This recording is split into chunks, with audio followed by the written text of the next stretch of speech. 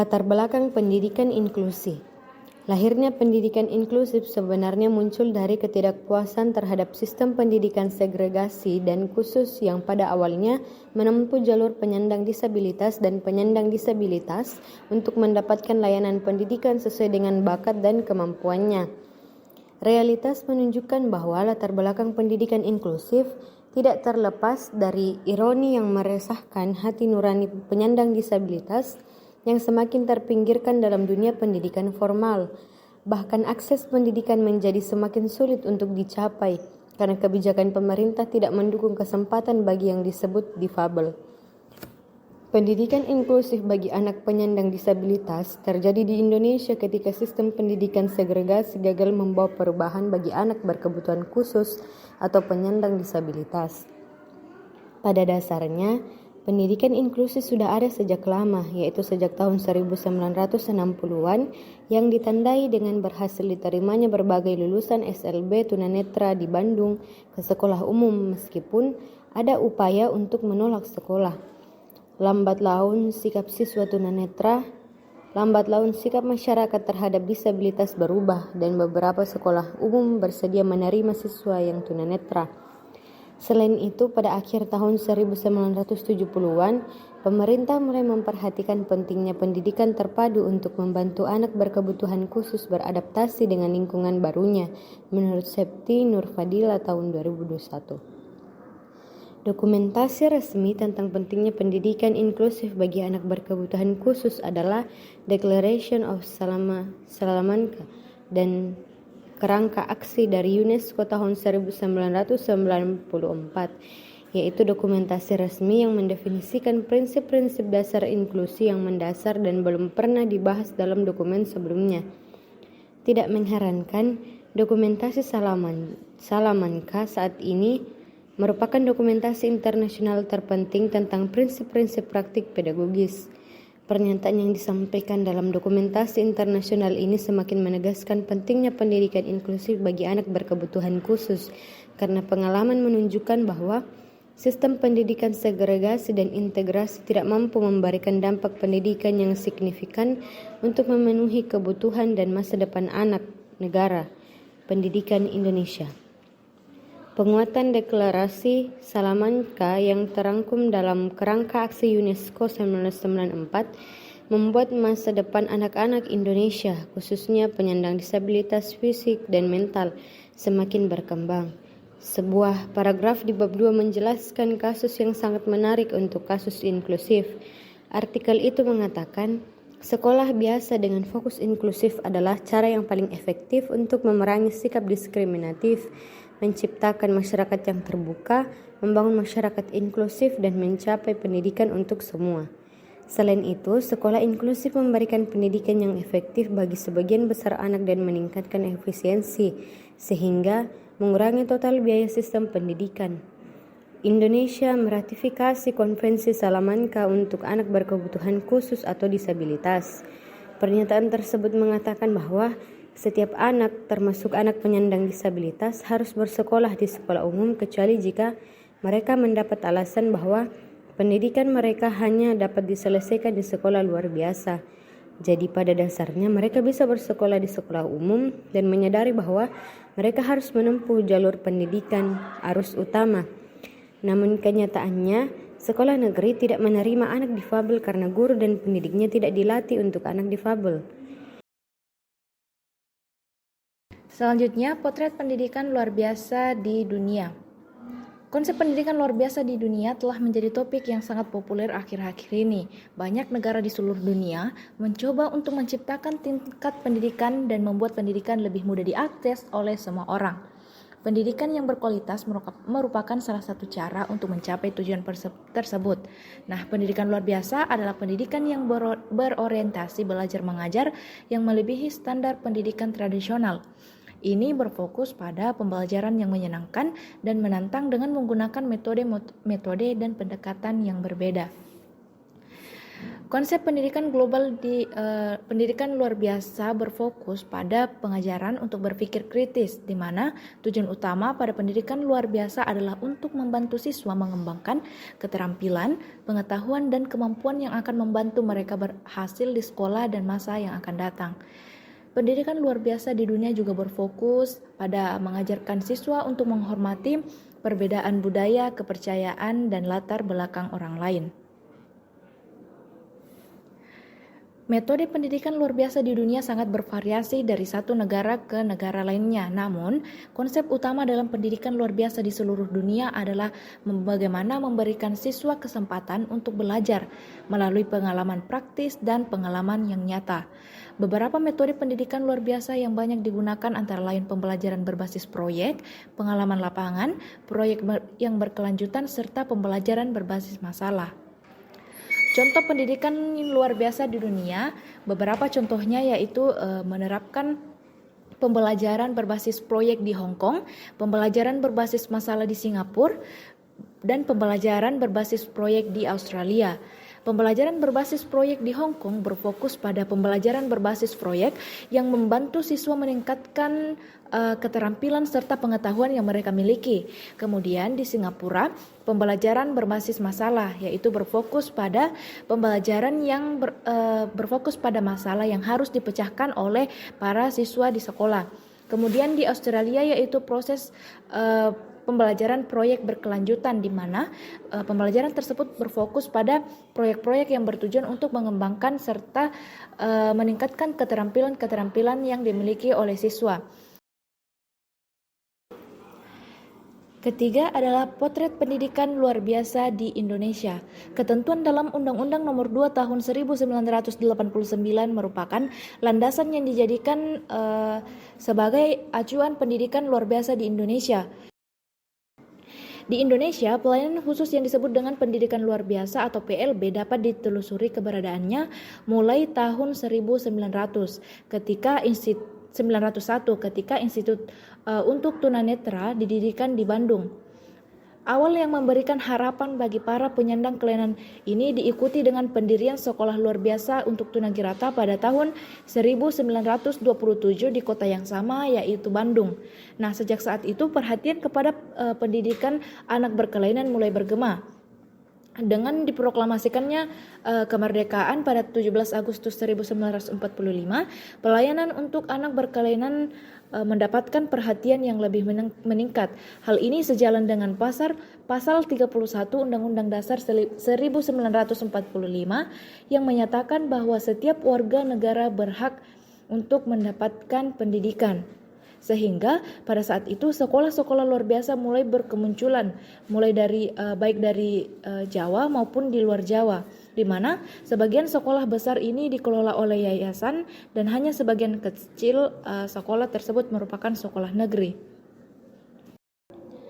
Semua orang paham bahwa pendidikan luar biasa di Indonesia menghadapi tantangan yang cukup besar untuk mewujudkan kesejahteraan atau masa depan para penyandang disabilitas sesuai dengan misi UU SPN, di mana secara umum tantangan ini dapat dibagi menjadi dua, yaitu pertama, tantangan selama masa pendidikan, dan kedua, tantangan pasca pendidikan. Tantangan masa pendidikan ini terkait dengan beberapa aspek seperti minimnya minat pelayanan PLB sehingga sebagian besar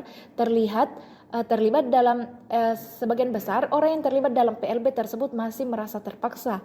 Banyaknya sarana dan prasarana pendidikan yang dibutuhkan, keterampilan profesional guru dan tenaga lainnya belum optimal, serta masih ada orang tua yang enggan menyekolahkan anaknya, sehingga dan juga masih belum memiliki sekolah yang dapat memperoleh kualifikasi yang profesi yang sesuai, dan tidak kalah pentingnya adalah tersedianya dana yang cukup besar untuk pendidikan luar biasa tersebut. Kemudian tantangan pasca pendidikan adalah bagaimana cara menyalurkan anak yang berkelainan ini yang sudah menyelesaikan pendidikannya sampai tingkat SMLB, bagaimana mengarahkan mereka untuk memiliki kesempatan untuk melanjutkan studi, dan bagaimana mencarikan pekerjaan bagi mereka yang tidak dapat melanjutkan pendidikannya. Hal ini tentu merupakan tantangan yang sangat besar yang harus dihadapi jika kita ingin membantu siswa para penyandang disabilitas fisik ataupun mental untuk berkembang secara optimal. Nah, untuk menghadapi tantangan tersebut, sejumlah langkah harus diambil secara terencana dan berkelanjutan. Upaya tersebut harus didukung oleh pemerintah, masyarakat, dan keluarga sebagai pusat pendidikan yang bertanggung jawab untuk mewujudkan tujuan pendidikan. Dari pemerintah, berbagai regulasi mengenai tunjangan sosial bagi para penyandang disabilitas belum ditaati. Berbagai kegiatan promosi perlu dilakukan melalui berbagai media untuk menyadarkan masyarakat akan keberadaan dan peluang para penyandang disabilitas. Kemudian program-program yang ditayangkan di televisi merupakan sarana yang sangat efektif untuk menyadarkan masyarakat akan keberadaan orang yang menderita penyakit ini. Kemudian di bidang pendidikan sendiri masih perlu dilakukan berbagai upaya seperti pengembangan program-program yang efektif untuk membekali para penyandang disabilitas dengan keterampilan profesional yang sesuai dengan kemampuannya. Sehingga dalam hal ini diperlukan kolaborasi dengan pemberi kerja yang berbeda agar keterampilan yang dipelajari memenuhi kebutuhan pasar tenaga kerja. Sementara itu, pengembangan potensi profesional guru PLB dan calon guru yang belum dilakukan, seperti pelatihan terencana sesuai kebutuhan guru dan program pelatihan bagi guru PLB yang menguasai mata pelajaran. Selain itu, keluarga juga harus menunjukkan kesadaran mereka untuk menerima anggota keluarga difabel apa adanya dan memperlakukan mereka sesuai dengan kemampuannya. Kemudian yang terakhir yaitu masyarakat, khususnya bagi para pengusaha berbadan sehat yang diharapkan untuk berpartisipasi aktif dalam memperkerjakan para penyandang disabilitas. Peran seorang wirausahawan tidak hanya untuk memberikan penolong dari segi materi, tetapi juga diharapkan darinya berbagai ide serta peluang untuk pelatihan lebih lanjut para penyandang disabilitas.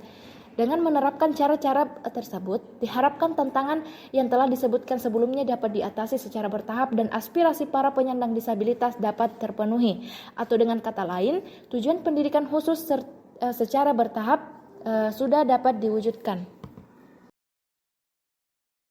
Sejarah pendidikan inklusi di dunia.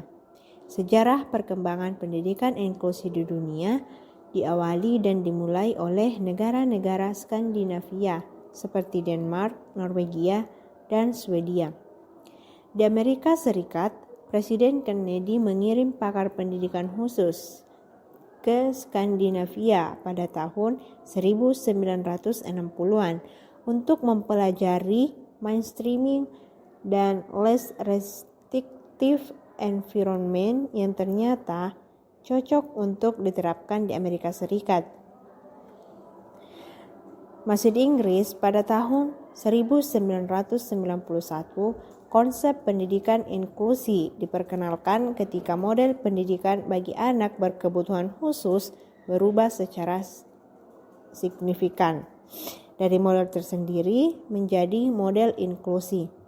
Kebutuhan akan penyelenggaraan pendidikan inklusi di dunia semakin jelas, terutama setelah diadakannya World Congress on the Rights of the Child pada tahun 1989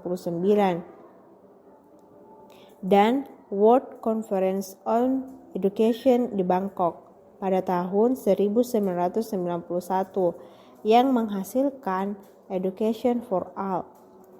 Implikasi dari deklarasi ini mewajibkan kebutuhan khusus menerima layanan pendidikan yang sesuai tanpa kecuali. Deklarasi Bangkok diikuti oleh Konferensi Pendidikan tahun 1994 di Salamanca, Spanyol yang mencetuskan perlunya pendidikan inklusif. Selanjutnya dikenal sebagai Deklarasi Salamanca tentang pendidikan inklusif. Filosofi yang mendasari pendidikan inklusif adalah bahwa setiap anak dengan karakteristik khusus, hambatan atau kelemahan memiliki hak untuk memperoleh kesempatan pendidikan yang sama dengan anak-anak lain dalam lingkungan yang sama, yang dikenal dengan pendidikan untuk semua. Education for all. Setiap anak berhak atas pendidikan yang bermutu, tanpa diskriminasi dan tanpa pengecualian manfaat pendidikan. Rasmi Tadila tahun 2020. Pandangan ini diawali pada tahun 1975 oleh United Nations General Assembly yang mendeklarasikan sebagai Declaration on the Rights of Disabled Persons, menjadikan tonggak berlangsungnya beberapa usaha dalam memberikan hak yang sama bagi setiap anak. Hal ini berdampak pada terselenggaranya kegiatan dalam bentuk konvensi maupun deklarasi tingkat dunia secara terus-menerus. Antara lain, yang pertama, Konvensi Hak Anak pada tahun 1989 yang bertujuan untuk memajukan dan melindungi hak anak penyandang disabilitas. Yang kedua, Deklarasi Dunia tentang Pendidikan untuk Semua pada tahun 1990 yang menyoroti kebutuhan belajar para penyandang cacat. Yang ketiga, Deklarasi Dunia tentang Kelangsungan Hidup, Perlindungan dan Perkembangan Anak dari rencana kerja yang disampaikan oleh Majelis Perlindungan Anak UNICEF pada tahun 1990. Yang keempat, World Declaration of Human Rights pada tahun 1990 yang menekankan bahwa pendidikan adalah hak asasi manusia. Yang kelima, Asia Pacific Meeting First Decade of Disabled Person pada tahun 1993 sampai 2002 yang menghasilkan Declaration on Full Participation and Equality of Disabled Persons yang ditandatangani oleh 41 pemerintah dari 51 negara dan 9 anggota asosiasi. Yang keenam, Konferensi Dunia tentang Pendidikan Luar Biasa dan Deklarasi Kerangka Kerja Pendidikan Luar Biasa Salamanca pada tahun 1994 yang menitikberatkan pada nilai-nilai sekolah inklusif khususnya bagi anak-anak penyandang disabilitas. Yang ketujuh, World Education Forum yang dikenal dengan Dakar Framework for Action yang membuat komitmen baru untuk mencapai pendidikan untuk semua pada tahun 2015 sebagai langkah menuju pendidikan inklusif. Beberapa konferensi dan pertemuan tingkat merupakan tonggak pertama dalam implementasi pendidikan inklusif di seluruh dunia dan berkembang di setiap negara. Beberapa negara seperti Amerika Serikat juga telah mengembangkan kebijakan dan regulasi pendidikan inklusif seperti yang dijelaskan oleh Mastropieri dan Scruggs pada tahun 2007. Beberapa perubahan kebijakan dan legislasi terkait pendidikan inklusi oleh pemerintah Amerika Serikat antara lain yang pertama, Kongres Amerika Serikat pada tahun 1975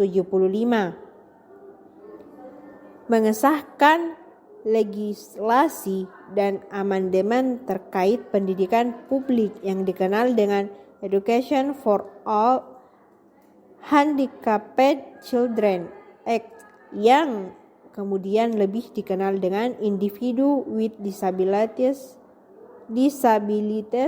Education Act atau biasa disingkat dengan IDEA. Kongres ini menegaskan bahwa guru pendidikan luar biasa memiliki kesempatan untuk mengenyam pendidikan di kelas, baik umum atau pendidik umum tanpa penolakan, diskriminasi, mereka bebas dan menerima pendidikan yang layak. Yang kedua, Undang-Undang tahun 1990 yang dikenal sebagai American with Disabilities menekankan bahwa penyandang disabilitas mendapat perhatian dan perlindungan serta hak atas akomodasi di universitas dan tempat kerja. Yang ketiga, tahun 2001, kebijakan No Child Left Behind atau biasa disingkat dengan NCLB yang mempengaruhi pendidikan khusus di Amerika Serikat. Sejarah pendidikan inklusi di Indonesia. Sejak awal tahun 2000, pemerintah Republik Indonesia telah mengembangkan program pendidikan inklusi berdasarkan perkembangan sejarah pendidikan inklusi di dunia. Program ini merupakan kelanjutan dari program pendidikan terpadu yang sebenarnya telah dimulai di Indonesia pada tahun 1980-an. Namun kurang berkembang dan baru diperkenalkan kembali pada tahun 2000 untuk mengikuti kecenderungan global dan menggunakan konsep pendidikan inklusif. Sejak terbitnya Undang-Undang Pendidikan Nomor 12 Tahun 1954, pendidikan anak yang memiliki kelainan fisik dan mental dijamin oleh undang-undang. Jaminan ini diberikan dalam bentuk sekolah bagi anak cacat yang berlokasi di berbagai SLB, SLBA untuk tunanetra, SLBB untuk tunarungu dan tunawicara, SLBC untuk tunanetra, SLBD untuk tunadaksa, dan SLBE untuk tunalaras, SLBG untuk tunaganda. Jaminan pendidikan ini diperkuat setelah diterbitkannya program pemerintah pada tahun 1984 untuk wajib menamatkan pendidikan minimal 6 tahun. Efektivitas program tersebut mengharuskan semua anak usia sekolah dasar bersekolah dan menyelesaikan sekolah sekurang-kurangnya 6 tahun. Berbagai program didukung telah dikembangkan, mulai dari pendirian sekolah baru paket A, dari sekolah kecil hingga sekolah terbuka. Perubahan juga disarankan pada SLB yang ada. Daya tampung, maka pemerintah melebur SLB yang ada menjadi sekolah dasar luar biasa, SDLB, sekolah menengah luar biasa SMP, dan sekolah menengah luar biasa SMALB. Perserikatan Bangsa-Bangsa mendeklarasikan 3 Desember 1992 sebagai Hari Penyandang Disabilitas Internasional. Beginilah cara mengingatnya hampir di semua tempat di dunia. Disabilitas sendiri merupakan kata serapan yang berasal dari bahasa Inggris disability yang berarti cacat. Opsome mengungkapkan dalam Mujito dan kawan-kawan pada tahun 2012 mengungkapkan kategori disabilitas menurut IDEA yang merupakan singkatan dari The Individual with Disabilities Education Act. Dengan yang pertama, with mental retardation, hearing impairments including deafness, speech or language impairments, visual impairments including blindness, orthopedic impairments, autism, traumatic brain injury, or health impairments or specific learning disabilities, and who by reason thereof need specialist attention and related service. Menurut definisi di atas terlihat bahwa anak-anak penyandang disabilitas dikategorikan menjadi 2 bagian. Yang pertama, anak-anak yang mengalami masalah segi fisik, psikologis maupun ketidakmampuan mengikuti pembelajaran tertentu. Kelompok selanjutnya merupakan anak normal yang tumbuh seperti anak-anak pada umumnya. Namun, mereka tidak mendapatkan kesempatan sekolah dikarenakan kondisi tempat tinggalnya yang jauh dari sekolah, berasal dari keluarga miskin, permasalahan rumah tangga, dan lain sebagainya. Keseriusan pemerintah mengenai hak-hak penyandang disabilitas dalam bidang pendidikan dibuktikan dengan lahirnya Undang-Undang Nomor 20 Tahun 2003 yang di dalamnya termaktub hak-hak penyandang disabilitas, yakni dalam bab 4 pasal 5 ayat 1 dan 2 yang berbunyi, pasal pertama, setiap warga negara mempunyai hak yang sama dalam memperoleh pendidikan yang bermutu. Pasal yang kedua, warga negara yang memiliki kelainan fisik, emosional, mental, intelektual, dan sosial berhak memperoleh pendidikan khusus. Selanjutnya, melalui surat edaran Kemendiknas tahun 2010, setiap kabupaten atau kota diwajibkan menyelenggarakan dan mengembangkan pendidikan inklusif di sekurang-kurangnya 4 sekolah yang terdiri dari sekolah dasar, sekolah menengah pertama, sekolah menengah atas, sekolah menengah kejuruan. Di samping itu, perhatian Badan Dunia terhadap penyandang disabilitas juga tidak hanya sebatas peringatan seremonial semata. Tepatnya 13 Desember 2006, di mana Majelis Umum Perserikatan Bangsa-Bangsa mengeluarkan resolusi nomor A/61/106 mengenai Convention on the Rights of Persons with Disabilities atau Konvensi tentang Hak-Hak Penyandang Disabilitas. Menindaklanjuti resolusi tersebut, pemerintah Indonesia menandatangani Convention on the Rights of Persons with Disabilities pada tanggal 30 Maret 2007 di New York. Penandatanganan tersebut menunjukkan kesungguhan negara Indonesia untuk menghormati, melindungi, mematuhi, dan memajukan hak-hak penyandang disabilitas yang pada akhirnya diharapkan dapat memenuhi kesejahteraan para penyandang disabilitas.